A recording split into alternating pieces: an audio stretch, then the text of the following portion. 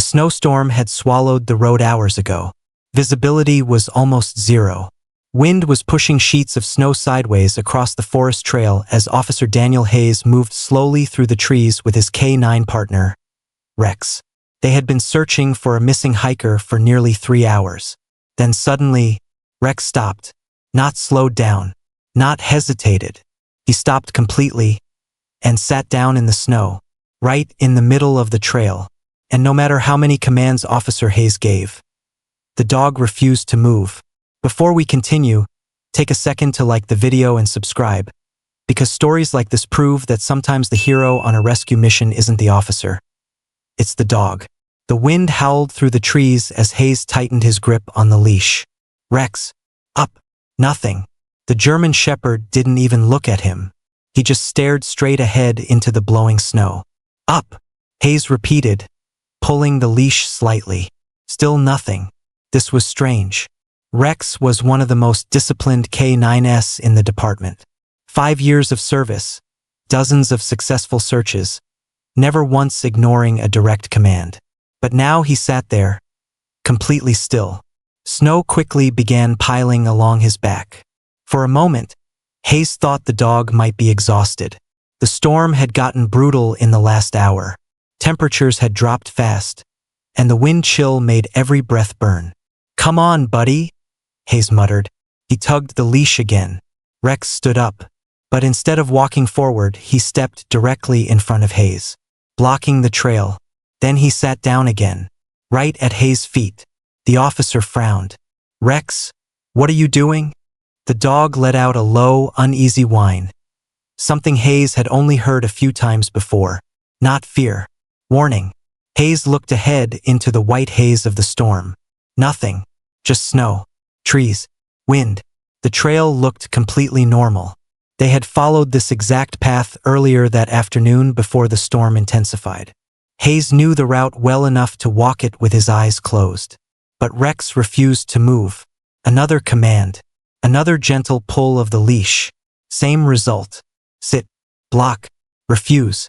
Now the wind picked up harder, pushing a wave of snow across the ground in front of them. And for a brief second, the snow shifted. Just enough for Hayes to notice something strange. The trail ahead wasn't flat. He stepped forward slightly, squinting through the blowing snow. Rex immediately stood and pressed against his leg, pushing him back. Not aggressively, just firm. Hayes paused. Something about the dog's behavior suddenly made the hair on the back of his neck stand up. Rex wasn't tired. He wasn't confused. He was stopping him. Slowly, Hayes pulled a flashlight from his jacket and aimed it toward the ground ahead. The beam cut through the swirling snow. And then he saw it. The trail ended. Not 20 feet in front of them. The earth simply disappeared. What had once been a solid mountain path had collapsed under the weight of the storm. A steep drop, at least 30 feet down into a frozen ravine, sat hidden beneath a thin layer of fresh snow. In this visibility, Hayes never would have seen it. One more step in the storm, and he would have walked straight over the edge. Hayes felt his stomach drop as he stared at the hidden cliff. Then slowly he turned toward Rex. The dog stood calmly beside him now, ears forward, watching the edge of the trail. Waiting. Hayes exhaled a long breath that disappeared instantly in the cold air. "You knew," he whispered. Rex wagged his tail once. Not proudly, just quietly, like it wasn't a big deal. Hayes reached down and rubbed the dog's thick fur, snowflakes melting against his glove. "Good boy," he said softly.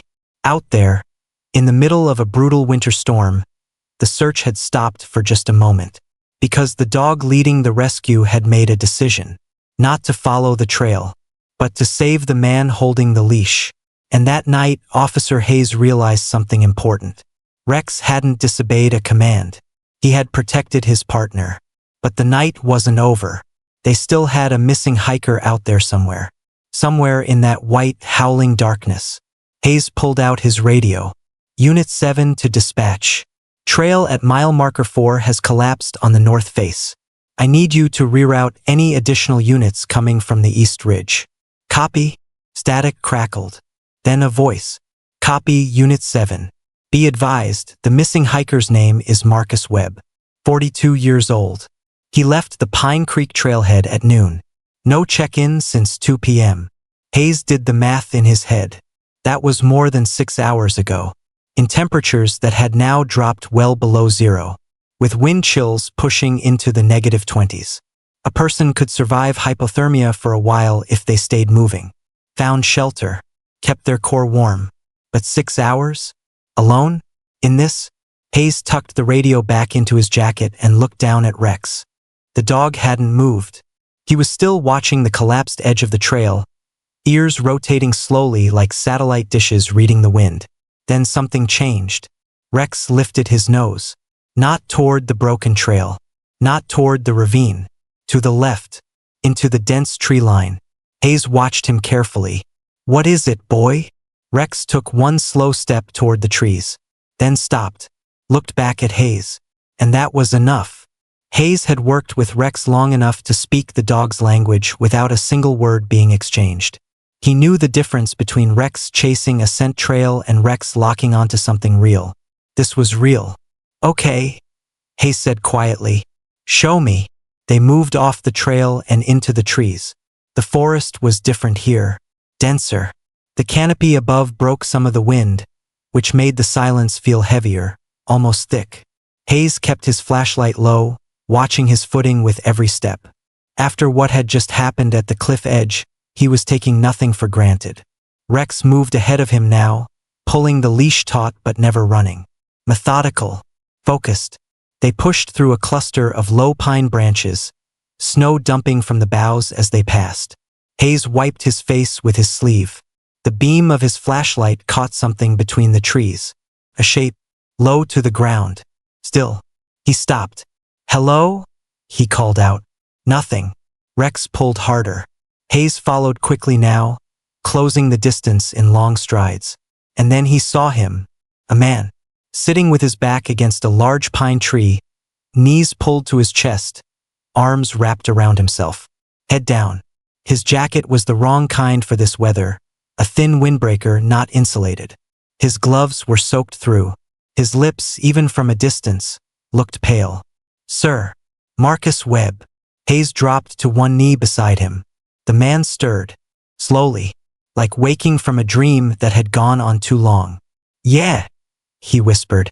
His voice was barely there. Hayes grabbed the man's wrist and checked his pulse. Slow, but present. "Marcus, I'm Officer Hayes. I've got you. You're safe." Rex stepped forward and pressed his warm body against the man's side. Not commanded to, not trained for the specific moment, just doing what felt right. Marcus reached out with a trembling hand and touched the dog's fur. For a long moment, none of them moved. Hayes had been on a lot of rescues. Some ended in relief. Some ended in heartbreak. Tonight was leaning toward relief. But they weren't there yet. He keyed his radio again. "Unit 7 to dispatch. I've got Marcus Webb. He's conscious, showing early signs of hypothermia. I need a medical team and an extraction crew at the Pine Grove, approximately 200 yards northwest of mile marker 4. And someone needs to bring blankets. A lot of them. Copy Unit 7. ETA 15 minutes. 15 minutes. Hayes pulled a thermal emergency blanket from his pack and wrapped it around Marcus's shoulders. The silver material crinkled loudly in the quiet forest. "Can you feel your feet?" Hayes asked. Marcus nodded weakly. "Barely." "That's okay. That's actually okay. Stay with me." Rex hadn't moved from Marcus's side. The dog was warm, nearly 70 pounds of fur and body heat, and he seemed to understand instinctively that his job right now wasn't to search anymore. It was to stay. Later, Hayes would learn the full story. Marcus Webb was an experienced hiker. He'd done this trail a dozen times. But the storm had come in faster than forecast, and somewhere around mile marker 3, he'd taken a wrong turn in the whiteout. He'd been walking in slow circles for 2 hours before his legs gave out. He sat down against that tree. He told the paramedics that he had stopped believing anyone would find him, that he had made peace with the cold, that he had closed his eyes. And then he felt something warm press against him. "I thought I was dreaming," Marcus said later. his hands wrapped around a cup of hot coffee in the back of the ambulance. I thought maybe it was a bear. I didn't even care at that point. He laughed softly at that. Then he looked at Rex, who was sitting calmly just outside the ambulance doors, watching him with steady eyes. Then I heard a voice, Marcus continued, and I realized it wasn't a dream. Hayes stood beside his partner in the cold night air as the medical team worked inside. He looked down at Rex. The dog looked back up at him. There are moments in life that are hard to put into words. Moments where the gap between what happened and what could have happened is so narrow, so razor-thin, that it almost feels like something bigger than luck was at work. Tonight held two of those moments. The first was at the edge of the collapsed trail. The second was in a dark grove of pine trees, where a man who had stopped waiting to be found was found anyway. Hayes crouched down and let Rex lick his face, something he normally pretended to tolerate but secretly didn't mind at all. "You did good tonight," he said. "Really good." Rex wagged his tail. Not quietly this time with enthusiasm. There's something that K9 handlers often say, though most of them say it quietly, as if it might embarrass them to admit it out loud. They say that the dog doesn't just follow you. The dog watches you. Every day, during training and downtime and the long quiet hours in between, the dog is studying the person beside them, learning their habits, reading their body, cataloging the sounds of their breathing and their footsteps and the 100 small signals that humans transmit without ever knowing it. And in return, the handler learns to read the dog. They learn the difference between an alert and an alarm, between curiosity and certainty, between a dog chasing a scent and a dog who has already found something and is simply waiting for the human to catch up. That's what happened in the snowstorm. Rex didn't just sit down. Rex communicated. In the only language available to him, his body, his position, his refusal to move, he said, "Stop. Don't go forward. Trust me." And Hayes listened. The ambulance pulled away slowly, its red lights strobing through the falling snow. Hayes watched it until the forest swallowed it completely. Then he stood up, adjusted his jacket, and looked at the trail ahead. The long walk back to the trailhead, to warmth, to the end of a shift that had started as routine and become anything but. Rex stood beside him, tail low but content, ready to walk. Hayes clicked on the flashlight. "Come on," he said. "Let's go home." Some rescues make the news. Some get written up in department reports. Some get shared on social media with a photo and a caption and 1,000 people saying they knew dogs were special all along. This one didn't need any of that. 2 people and 1 dog walked back through the snow that night, and all 3 of them were alive. And in the quiet of that forest, in the cold and the dark and the fading howl of the storm, that was more than enough.